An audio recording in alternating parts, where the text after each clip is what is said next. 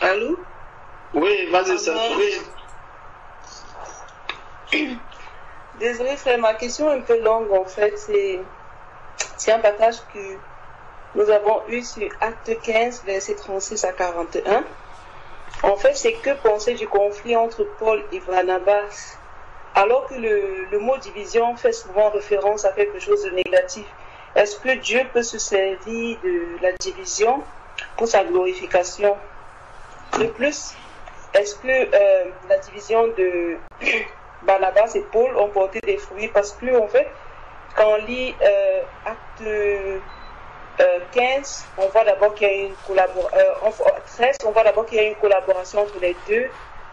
Quand le Seigneur dit qu'on les met à part pour son œuvre, et à partir de l'acte 15, on ne parle plus de Barnabas en fait. Et en fait, ma question a été centrée sur ça en fait. Je ne sais pas si je me suis fait comprendre.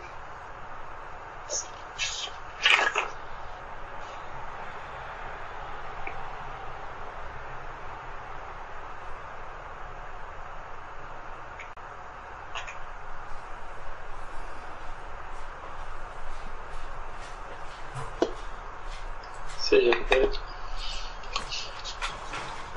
Frère, je te laisse.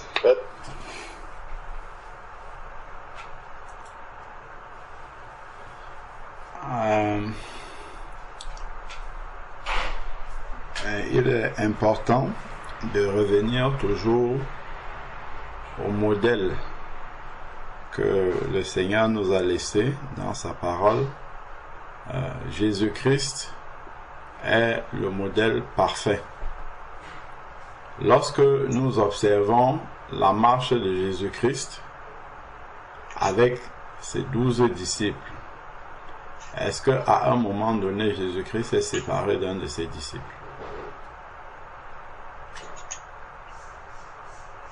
Non, frère. C'est tout. Voilà le modèle parfait. C'est Judas lui-même qui, au dernier moment, la Bible nous dit, lorsqu'ils étaient en train de manger, Satan est entré dans son cœur et lui-même il est parti et il s'est séparé. Donc la séparation ne peut pas venir du Seigneur. Il dit, celui qui n'assemble pas avec moi disperse. Il y a un verset qui est comme ça dans la parole du Seigneur. Donc, même si le Seigneur peut rattraper une séparation, rattraper et essayer, parce qu'effectivement dans l'histoire, ils se sont séparés au sujet de Jean-Marc et il y avait une raison pour ça. C'est parce que lorsqu'ils étaient en déplacement, Jean-Marc les avait abandonnés et Paul ne souhaitait pas aller pour cette mission-là avec Jean-Marc. Et c'était le cousin de Barnabas. Barnabas, bon, je ne sais pas si c'est par la chair ou c'est par comment, mais bref, lui, il a préféré aller avec Jean-Marc. Mais plus tard, Paul demande qu'on lui envoie Jean-Marc parce qu'il lui est très utile dans le ministère. On voit qu'il a travaillé avec lui par la suite. Mais en fait, tout cela montre que, bon, oui, même les apôtres n'étaient pas encore au sommet de la perfection dans la marche. C'est pour ça qu'il faut toujours revenir au modèle parfait qui est celui de Jésus-Christ, parce que cette séparation-là ne s'est pas faite dans la douceur. Hein. Lorsque nous lisons ici dans 1 Corinthiens chapitre 15 verset 38-36, quelques jours après, Paul dit à Barnabas, retournons visiter les frères dans toutes les villes où nous avons annoncé la parole du Seigneur pour voir où ils en sont. Barnabas voulait prendre aussi avec eux Jean, surnommé Marc. Mais Paul estima ne pas devoir prendre avec eux celui qui s'était détourné d'eux depuis la Pamphylie et ne les avait pas accompagnés dans leur œuvre. Donc c'est dans Acte 13, versets 5 et 13. C'est là où Jean les avait abandonnés. Le dissentiment Le dissentiment, est-ce que ça c'est une œuvre de l'esprit, ça? C'est ce qui est écrit dans ma Bible ici au verset 39. Le dissentiment fut si aigre que finalement il se séparait. Barnabas prit Marc avec lui et s'embarqua pour Chypre. Paul choisit Silas et partit recommandé par les frères à la grâce du Seigneur. Donc ça là, ça ne peut jamais être la volonté de Dieu, d'une telle séparation. Ça ne peut pas venir du Seigneur. Mais après, maintenant, effectivement, parce que c'est l'œuvre de Dieu, et que ce n'est pas parce que les hommes ont fauté quelque part que l'œuvre de Dieu va tomber en pâture. Le Seigneur va toujours essayer de rattraper ça quelque part pour pouvoir accomplir quand même ce qu'il veut faire. Mais ça ne peut pas être la volonté de Dieu de séparer. Si Dieu veut faire un tel travail, il va... venons voir. Voyons un exemple. Prenons Galates, par exemple. On voit comment Dieu lui l'agit. Quand c'est Dieu qui veut faire le travail. Regardons Galates chapitre 2. Galates chapitre 2 à partir du verset 1. Ensuite, 14 ans plus tard, c'est Paul qui parle. Je montais de nouveau à Jérusalem avec Barnabas. Et je pris aussi Tite avec moi. Je montais par suite d'une révélation. Je leur exposais l'évangile que je prêche parmi les païens. Je l'exposais en privé aux plus considérés, de peur de courir ou d'avoir couru en vain. Mais Tite, qui était avec moi, et qui était grec, ne fut même pas contraint de se faire circoncire. Cependant, à cause des faux frères qui s'étaient furtivement introduits et glissés parmi nous pour épier la liberté que nous avons en Christ, en Jésus-Christ, avec l'intention de nous asservir, nous ne leur avons pas cédé un seul instant par soumission, afin que la vérité de l'évangile soit maintenue parmi nous. Quant à ceux qui paraissaient les plus considérés, ce qu'ils avaient été autrefois m'importe peu, Dieu ne fait pas de considération de personne. Les plus considérés ne m'ont rien imposé. Au contraire, lorsqu'ils virent que l'évangile m'avait été confié pour les incirconcis, comme à Pierre pour les circoncis. Donc, je reprends le verset, c'est très important par rapport à ce que le frère Georges a développé tout à l'heure.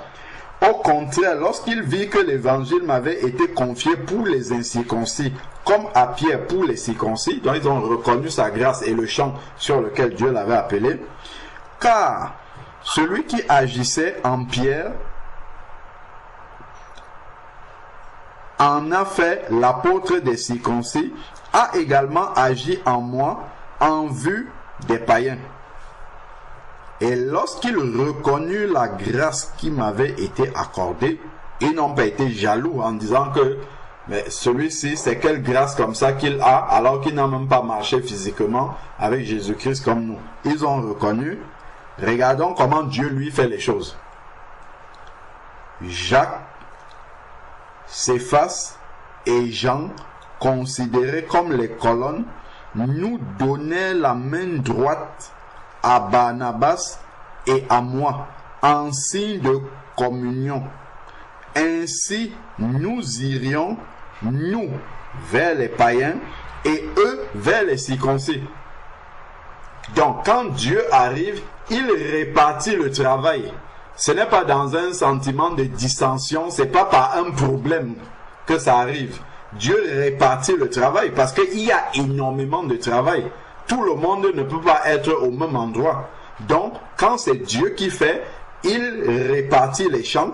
Donc, si ça venait du Seigneur, Barnabas se serait assis avec Paul, non pas qu'il y a un problème par rapport à Jean-Marc, mais ils s'asseyent, ils disent, bon, comme on a visité énormément d'églises, moi je vais peut-être aller du côté de Chypre et toi tu vas aller là-bas, comme ça on les aura tous vus. Donc, voici comment Dieu lui fait les choses. Donc, eux, ils iraient vers les circoncis et nous irions vers les païens. Main d'association et ensuite répartition du travail. Là, c'est Dieu c'est comme ça que Dieu lui fait les choses. Donc, c'est de cette manière-là, vraiment, que le Seigneur fait les choses. Après, maintenant, Dieu peut rattraper derrière, mais on ne peut pas utiliser ce passage-là pour justifier et dire que bon, en tout cas moi je me suis séparé de mon frère comme Paul s'est séparé de Barnabas. Ce n'est pas un modèle à suivre. Ce sont des incidents malheureusement qui sont arrivés dans le ministère des apôtres, mais c'est pas comment dire, c'est pas un modèle à copier ou un modèle à suivre. Le modèle, on voit bien avec Jésus-Christ, ou bien quand Dieu veut répartir le travail entre ses appelés, voilà comment il fait. Tout se passe dans la paix, c'est pas par un dissentiment. On s'assoit, on voit tout le travail qu'il y a à faire, on se répartit ce travail et chacun va sur le champ que le Seigneur lui a donné. Amen. Amen. Amen. Nous sommes le corps du Christ. Amen. Est-ce que ça me ferait plaisir de venir prendre ma main et de commencer à marcher avec mon corps sans main?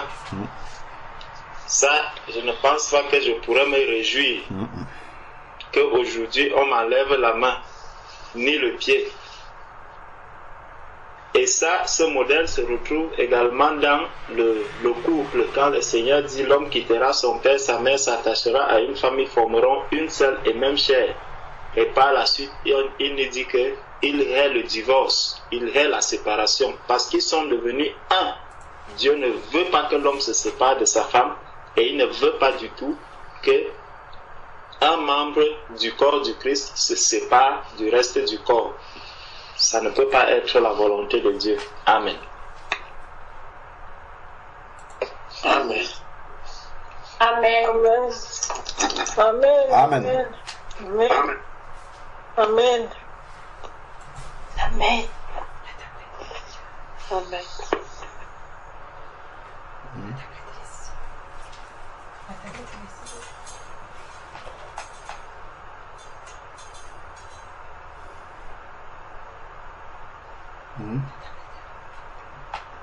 Ah, ça.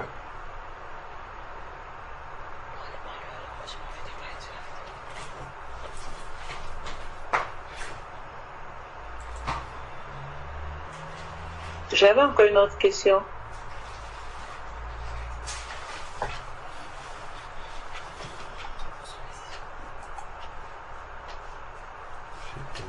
C'est sûr.